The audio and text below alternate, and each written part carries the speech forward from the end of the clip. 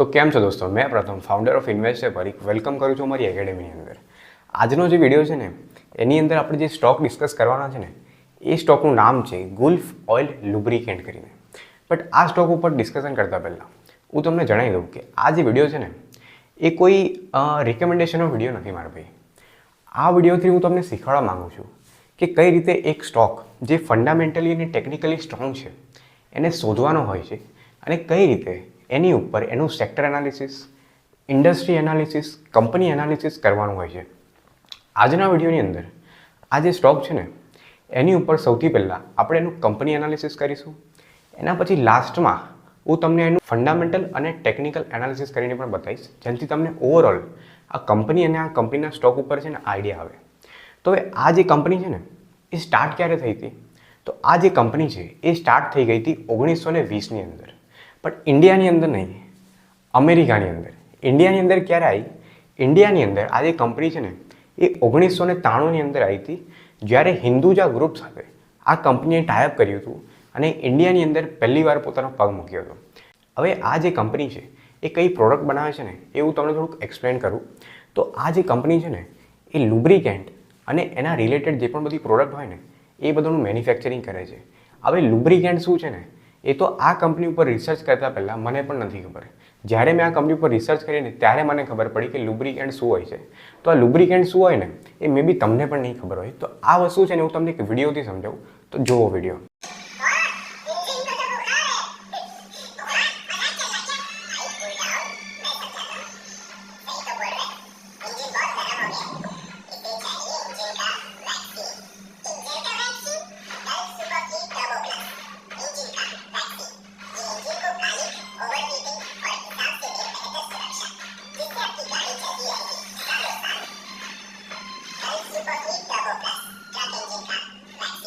હવે આ કંપનીની એડવર્ટાઇઝથી તમને ખબર પડી ગઈ હશે કે ભાઈ લુબ્રિકેન્ટ છે ને શું હોય છે.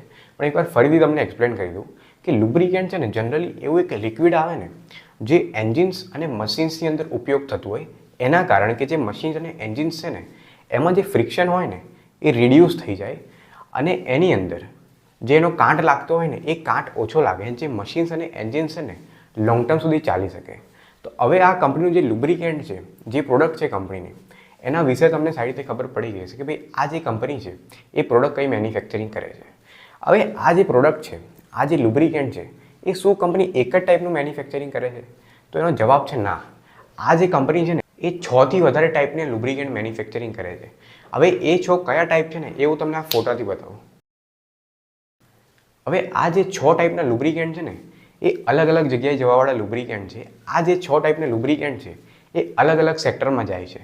તો હવે કયા કયા સેક્ટરની અંદર આ જે કંપનીનું લિક્વિડ છે જાય છે ને એ પણ હું તમને એકવાર બતાવું. તો સૌથી પહેલાં જે કંપનીનું લિક્વિડ છે ને એ ઓટોમોટિવ લિક્વિડ છે, જે મોસ્ટ ઓફ જે બધી કાર્સ છે એની અંદર જતું હોય છે. એના પછી જે લિક્વિડ આવે છે એ છે ઇન્ડસ્ટ્રીયલ લિક્વિડ. આ જે લિક્વિડ છે જેટલી બધી ઇન્ડસ્ટ્રીઝ અને ફેક્ટરીઝ હોય ને એની અંદર જે પણ મોટી મોટી મશીન્સ હોય એની અંદર જે લિક્વિડ વપરાતું હોય ને એ છે ઇન્ડસ્ટ્રીયલ લિક્વિડ. તો આ જે લિક્વિડ છે એ કંપની ઇન્ડસ્ટ્રીઝમાં બી મોકલે છે. પછી જે ત્રીજી જગ્યા છે ને એ છે હેવી ડ્યુટી વ્હીકલ. આની અંદર જે પણ બધી બસ આવે, ટ્રક્સ આવે, જે પણ હેવી ડ્યુટી વ્હીકલ્સ હોય ને એની અંદર પણ કંપનીનું જે લિક્વિડ છે એ જાય છે. હવે જે ચોથું છે ને એ છે પર્સનલ મોબિલિટી.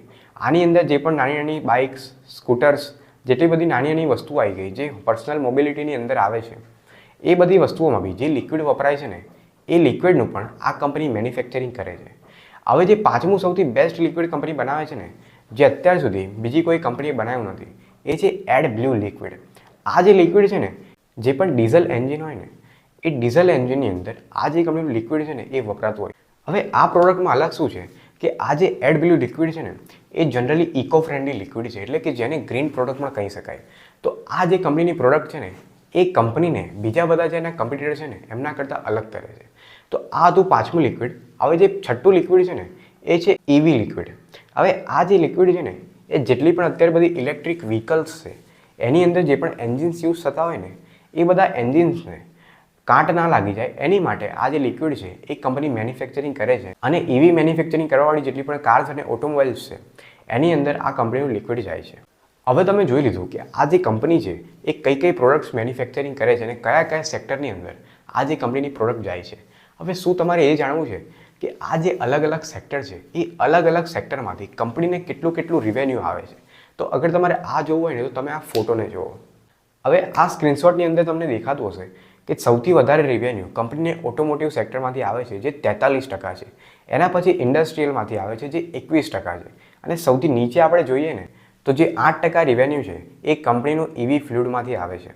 હવે કંપનીએ છે ને પોતાની એન્યુઅલ રિપોર્ટમાં એવું કીધું છે કે EV જે વસ્તુ છે ને એ અત્યારે જ ગ્રો કરવાની સ્ટાર્ટ થઈ છે. અને કંપનીએ કીધું છે કે ભાઈ જેમ જેમ EV સેક્ટર ગ્રો થતું જશે ને તો આ જે 8%નો રેવન્યુ કંપનીનું આવે છે ને EV ફ્લુઇડમાંથી એ વધીને છે ને 2-5 વર્ષમાં ડબલ ટ્રિપલ થઈ જશે. તો આવું કંપનીએ છે ને પોતાની એન્યુઅલ રિપોર્ટની અંદર કીધું છે. હવે આ તો આપણે જોયું કે કંપની કયા સેક્ટરની અંદર પોતાની પ્રોડક્ટને મોકલે છે અને ત્યાંથી કેટલું એને રેવન્યુ આવે છે. બટ હવે આપણે એ જોઈએ કે આ જે કંપની છે એનું ઇન્ડસ્ટ્રી એનાલિસિસ છે ને શું કહે છે. તો ઇન્ડસ્ટ્રી એનાલિસિસ કરતી વખતે અમને જે વસ્તુ જોવા મળી ને એ છે કે અત્યારે ઓટોમોટિવ લ્યુબ્રિકેટ્સની અંદર કંપની શું લખીને કહે છે કે ભાઈ અત્યારે રાઇઝિંગ વ્હીકલ પેનિટ્રેશન એટલે કે વ્હીકલનું જે પેનિટ્રેશન છે ને એ વધી રહ્યું છે અને લોકોની જે પર કેપિટા ઇન્કમ છે એ વધી રહી છે. તો એના કારણે શું થાય છે કે જે ઓલ્ડર વ્હીકલ છે ને લોકો એનું રિપ્લેસમેન્ટ કરીને જે પણ નવી એન્જિનની ટેકનોલોજી આવે છે એને લોકો ખરીદે છે. હવે અહીંયા કંપની શું કહેવા માંગે છે કે જેમ જેમ જે ઓટોમોબાઈલ સેક્ટર છે એ ગ્રો કરતું જશે ને તો આ જે કંપનીની પ્રોડક્ટ છે ને એનું રિવેન્યુ પણ ધીમે ધીમે ગ્રો કરતું જશે. હવે જે બીજી વસ્તુ અમને રિપોર્ટની અંદર જોવા મળી ને એ છે કે ઇન્ડસ્ટ્રીયલ લુબ્રિકેન્ટ્સની અંદર આ રિપોર્ટની અંદર અમને દેખવા મળ્યું છે કે જે ફોરેન અને ઇન્ડિયન ગવર્મેન્ટ છે ને એને પોતાનું ઇન્વેસ્ટમેન્ટ વધાર્યું છે. કઈ જગ્યાએ વધાર્યું છે તો એ હવે તમે જુઓ ઇન્ફ્રાસ્ટ્રક્ચર અને ડેવલપમેન્ટની અંદર. અને જે બીજા બધા સેક્ટર છે જે રીતે માઇનિંગ સેક્ટર છે, ટેક્સટાઇલ સેક્ટર છે, મેટલ સેક્ટર છે, સિમેન્ટ છે, પાવર અને એનર્જી છે, આ બધી જગ્યાએ જે ઇન્ડિયન અને ફોરેનની ગવર્મેન્ટ છે ને એને પોતાનું ઇન્વેસ્ટમેન્ટ વધાર્યું છે. તો અહીંયા આપણને શું જોવા મળે કે આ જે સેક્ટર છે ને મારા ભાઈ એ અગર ગ્રો કરતા રહેશે ને તો જે પણ મશીન્સ છે જે ઇન્ડસ્ટ્રીમાં વપરાતી હોય છે એની પણ સેલ ધીમે ધીમે વધતી રહેશે. તો અગર આ જે મશીન્સ છે એની સેલ્સ ધીમે ધીમે વધતી રહેશે ને તો આ જે કંપનીનું લિક્વિડ છે ને એની પણ ડિમાન્ડ વધશે. અને આગળના ચાર્ટમાં આપણે જોયું હતું કે કંપનીનું જે મેઇન રિવેન્યુ છે ને એ ઓટોમોટિવ અને ઇન્ડસ્ટ્રી લુબ્રિકેન્ટમાંથી જ આવે છે. તો આ કંપની માટે છે ને સારી વાત છે. હવે આ તો આપણે કંપનીનું ઇન્ડસ્ટ્રી એનાલિસિસ જોયું. હવે આ કંપનીની છે ને સ્ટ્રેન્થ શું છે, આ કંપનીની તાકાત શું છે ને એ આપણે એકવાર જોઈએ. તો અહીંયા તમને દેખાતું હશે કંપનીને છે ને 122 વર્ષનો એક્સપિરિયન્સ છે. સાથે જે કંપનીના 500થી વધારે B2B કસ્ટમર છે એટલે બિઝનેસ ટુ બિઝનેસ કસ્ટમર છે. અને 30થી વધારે કંપનીના ડેપો છે અને 80,000થી વધારે કંપનીના ટચ પોઈન્ટ છે. અને અત્યારે કંપની માર્કેટની અંદર સેકન્ડ નંબર પર ચાલી રહી છે. તો આ બધી જે વસ્તુ છે ને એ કંપની માટે એક સ્ટ્રેન્થ છે જે નવા કોમ્પિટિટરને માર્કેટની અંદર ઘૂસવાથી છે ને રોકે છે. હવે આ તો આપણે સ્ટ્રેન્થ જોઈ. હવે આપણે જોઈએ કે આ જે કંપની છે ને એના કસ્ટમર કોણ છે. તો અહીંયા તમને દેખાતું હશે કે ઓટોમોટિવ સેક્ટરની અંદર કંપનીના જે કસ્ટમર છે એ Tata motor, Mahindra, Ford, Bajaj etcetera. કન્સ્ટ્રક્શનની અંદર કંપનીના જે કસ્ટમર આપણને દેખાય છે એ છે BMW, S, Larsen Toubro etcetera. ઇન્ડસ્ટ્રીયલની અંદર Yizumi, Elecon, ACB, Propel etcetera. હવે EV ફ્લુઇડની અંદર જે છે ને એ છે Switch, Piaggio, Spicer, Propel etcetera. આ બધા જે છે ને એ કંપનીના છે ને કસ્ટમર છે. કંપની જે પણ પ્રોડક્ટની મેન્યુફેક્ચરિંગ કરે છે ને એ પ્રોડક્ટ્સ આ બધી કંપનીની અંદર જતા હોય. તો અત્યાર સુધી જે આપણે જોયું ને એ હતું કંપનીનું એનાલિસિસ. હવે આપણે જે જોવાના છે ને એ જોવાના છે કંપનીનું ફંડામેન્ટલ એનાલિસિસ. તો ફંડામેન્ટલ એનાલિસિસ કરતી વખતે અમને શું જોવા મળ્યું કે આ જે કંપનીનું રિટર્ન ઓન ઇન્વેસ્ટમેન્ટ કેપિટલ છે ને એ 22%થી વધારે છે. કંપનીની જે સેલ્સ ગ્રોથ છે ને એ 9%થી વધી છે. અને કંપનીનું જે પ્રોફિટ ગ્રોથ છે એ 32%થી વધ્યું છે. અને કંપનીનું જે રિટર્ન ઓન ઇક્વિટી છે ને એ 24.90%નું છે. અને અગર આપણે ઇન્ડસ્ટ્રી PE જોઈએ ને તો એ 39% બતાવે છે. અને જે સ્ટોકનો PE છે ને એ ખાલી 16% છે. તો આનો મતલબ શું છે કે સ્ટોક અત્યારે છે ને અંડર વેલ્યુ મળી રહ્યો છે. કંપનીનું રિટર્ન ઓન ઇક્વિટી આપણે જોઈએ તો એ 24% છે. અને કંપની ઉપર છે ને કર્જ બી બહુ ઓછો છે. એક વસ્તુ શું અમને ખોટી લાગે કે કંપની જે ઓપરેટિંગ પ્રોફિટ માર્જિન છે ને એ ખાલી 12%નું છે જે આઈડિયલી 15% હોવું જોઈએ. પણ આની પાછળનું કારણ શું છે કે કંપની અત્યારે છે ને માર્કેટિંગની અંદર પોતાના પૈસા ઇન્વેસ્ટ કરી રહી છે. એટલે આ જે ઓપરેટિંગ પ્રોફિટ માર્જિન છે ને એ થોડું ઘટી ગયું છે. હવે આ તો છે ને આપણે એનું રેશિયો એનાલિસિસ જોયું. હવે આપણે જોઈએ કે કંપનીનું જે ક્વાર્ટરલી એનાલિસિસ છે એ શું કહે છે.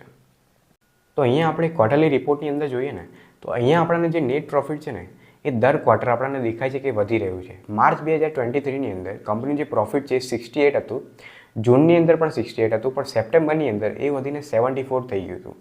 અને ડિસેમ્બરની અંદર 81 થઈ ગયું હતું અને માર્ચની અંદર 85 થઈ ગયું હતું. હવે આ જે પણ બધા નંબર છે ને એ બધા કરોડોની અંદર છે. તો જે કંપની છે ને એ ક્વાર્ટરલી એટલે કે દર 3 મહિને પોતાની જે ગ્રોથ છે ને એ સારી રીતે કરી રહી છે. હવે આ તો આપણે છે ને દર 3 મહિને જોયું કે કંપની દર 3 મહિને કેટલી ગ્રોથ કરી રહી છે. હવે આપણે એ જોઈએ કે કંપની જે પ્રોફિટ અને લોસ સ્ટેટમેન્ટ છે એ શું કહે છે. તો પ્રોફિટ અને લોસ સ્ટેટમેન્ટની અંદર બી તમને દેખાતું હશે કંપની જે નેટ પ્રોફિટ છે ને એ દર વર્ષે સારી રીતે વધી રહ્યું છે, જે ઇન્વેસ્ટર માટે છે ને એક સારી ખબર છે. હવે આપણે જોઈએ કે કંપનીનું જે શેર હોલ્ડિંગ પેટર્ન છે ને એ શું કહે છે. તો શેર હોલ્ડિંગ પેટર્નની અંદર તમને દેખાતું હશે કે જે કંપનીના પ્રમોટર છે ને એમની પાસે કંપનીની 70%થી વધારે હોલ્ડિંગ છે. તો આ વસ્તુ ઇન્વેસ્ટર માટે એક સારી છે. આ વસ્તુ એવું બતાવે છે કે જે કંપનીના પ્રમોટર છે ને એમને કંપની પર વધારે વિશ્વાસ કે આવવાવાળા ટાઈમમાં એમની જે કંપની છે એ સારું રિટર્ન આપવાની છે. અને અગર અહીંયા આપણે એફઆઈઆઈને જોઈએ તો એફઆઈઆઈની જે હોલ્ડિંગ છે ને એ 2023માં 5%થી ઓછી હતી, જે માર્ચ 2024ની અંદર વધીને 7% થઈ ગઈ છે. અને ડીઆઈઆઈને આપણે જોઈએ ને તો એ ડિસેમ્બર 2023ની અંદર 4% હતી, જે માર્ચ 2024ની અંદર 5% થઈ ગઈ છે. અને જે પબ્લિકની હોલ્ડિંગ છે ને એ ખાલી 15% જ છે. તો શેર હોલ્ડિંગથી પણ આપણે ખબર પડશે કે જે કંપનીના પ્રમોટર છે ને એમને કંપની પર વધારે વિશ્વાસ છે અને આવા ટાઈમમાં કંપની સારું રિટર્ન આપી શકે છે. હવે આપણે જે જોયું ને એ હતું શેર હોલ્ડિંગ પેટર્ન. હવે આપણે છે ને કંપનીનું ટેકનિકલ એનાલિસિસ જોઈએ કે ભાઈ ટેકનિકલ એનાલિસિસ શું કહે છે. હવે ટેકનિકલ એનાલિસિસની અંદર અમને શું દેખાય છે કે જે સ્ટોકનો પ્રાઇસ છે ને એને 980નું જે એનું રેઝિસ્ટન્સ છે ને એને બ્રેક કરીને ઉપર આવી ગયો છે. અને હવે ચાન્સીસ છે કે આ જે સ્ટોક છે એનો પ્રાઇસ 1120ની આજુબાજુ જઈ શકે છે. તો અગર તમે આ કંપનીમાં ઇન્વેસ્ટમેન્ટ કરવાનું વિચારો છો તો એઝ અ ઇન્વેસ્ટર હું તમને એક જ વસ્તુ કહીશ કે ભાઈ જ્યારે પણ આપણે કોઈ સ્ટોકમાં ઇન્વેસ્ટમેન્ટ કરવાનું હોય ને ત્યારે આપણા 100% પૈસા એક જ ટાઈમે નહીં લગાવી દેવાના. અગર આજે આપણે કોઈ સ્ટોકમાં ઇન્વેસ્ટમેન્ટ કરીએ ને તો અગર જે એનું સપોર્ટ છે એ બ્રેક કરીને નીચેવાળા સપોર્ટ પર આવી જાય ને તો એ ટાઈમ પર આપણી જોડે છે ને પૈસા હોવા જોઈએ એ સ્ટોકમાં ફરીથી ઇન્વેસ્ટમેન્ટ કરવા માટે. તો આ સ્ટોકની અંદર તમે બી આ ક્રાઇટેરિયા યુઝ કરી શકો છો કે આજે અગર તમારી જોડે 100 રૂપિયા છે તો અત્યારે તમે ખાલી 20 રૂપિયા તમારે લગાવી શકો છો. અને અગર જેનું સપોર્ટ છે એ બ્રેક કરીને નીચે આવી જાય છે તો તમે બીજા તમારા 40 રૂપિયા લગાવી શકો છો. અને લોંગ ટર્મમાં કારણ કે સ્ટોકના ફંડામેન્ટલ સારા છે તો લોંગ ટર્મમાં આ સ્ટોક ગ્રોથ પકડવાનો જ છે. તો અગર તમને મારું એનાલિસિસ ગમ્યું હોય તો વિડીયોને છે ને લાઇક કરી દેજો. અને અગર તમે વિડીયો અત્યાર સુધી જોયો હોય ને મને ખબર છે કે તમને સ્ટોક માર્કેટમાં ખૂબ જ રસ છે અને લોંગ ટર્મમાં તમે પૈસા કમાવાના છો. તો અગર તમે ચેનલને સબસ્ક્રાઈબ કરીને મારી સાથે જોડાઈ જાઓ છો ને તો મારી આ ગેરંટી છે કે હું તમને લોંગ ટર્મમાં કરોડપતિ બનાવીને છોડીશ. અને ખોટા રસ્તા પર લઈ જઈને નહીં, એક સાચા રસ્તા પર લઈ જઈને જ્યાં હું પોતે ચાલીને આગળ વધી રહ્યો છું.